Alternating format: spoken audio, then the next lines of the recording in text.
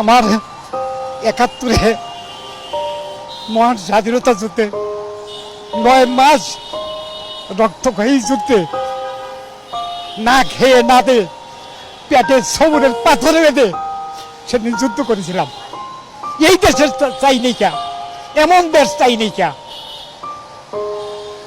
আমরা চেয়েছিলাম একটা সুন্দর বাংলাদেশ, সবাই থাকবে, সবাই খাবে, হিন্দু বৌদ্ধ খ্রিস্টান কামার কুমার তাঁতি জেলে যারাই হোক, উপজাতি সকলে আমাদের দেশে বাসিন্দা। আমরা সবাই একসাথে মিলে ডাক্তার ইঞ্জিনিয়ার যত আছে সকলেই আমরা একসঙ্গে যুদ্ধ করেছিলাম। সেখানে গাউস কুতুব মৌলভী এইখানে যারা আসিল সকল ধর্মের লোক আমরা মহান স্বাধীনতা যুদ্ধে অংশ নিয়েছিলাম। আমরা এমন দেশ চাইনি কা যে এই দেশে আবার নতুন করে খুন খারাপি হবে, চুরি ডাকাতি হবে, মানুষ ঘরে থাকতে পারবে না, ঘরের গরু পর্যন্ত তারা নিয়ে যাবে, এমন চুরি ডাকাতি দেশে শুরু হয়ে, এটা তো চাই নেই দেশে।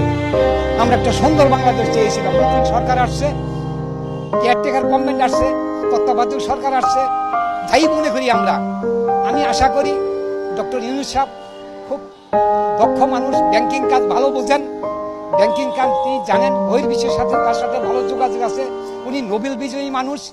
আমি আশা করি দেশকে সমৃদ্ধির দিকে নিয়ে যাবে এবং চুরি ডাকাতি রাহাজানি খুন খারাপি যা আছে এটা দেখবে।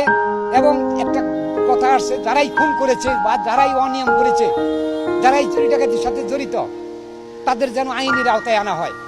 এটা আমি মনে করি এই দেশে আইন প্রচলন আছে এখনো।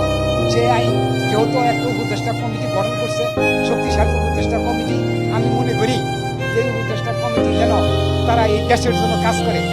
উন্নয়ন যাই হোক, দেশের অর্থনৈতিক অবস্থা ভেঙে পড়ছে, অর্থনৈতিক অবস্থা উন্নয়ন করতে সরকারকে সহযোগিতা করার জন্য আমি মুক্তিযোদ্ধা হিসাবে সকল মুক্তিযোদ্ধা সাহিত্য সহযোগিতা পাবে বলে আমি মনে করি। যদি চাই সরকার আমাদের, আমরা থাকবো অধন্য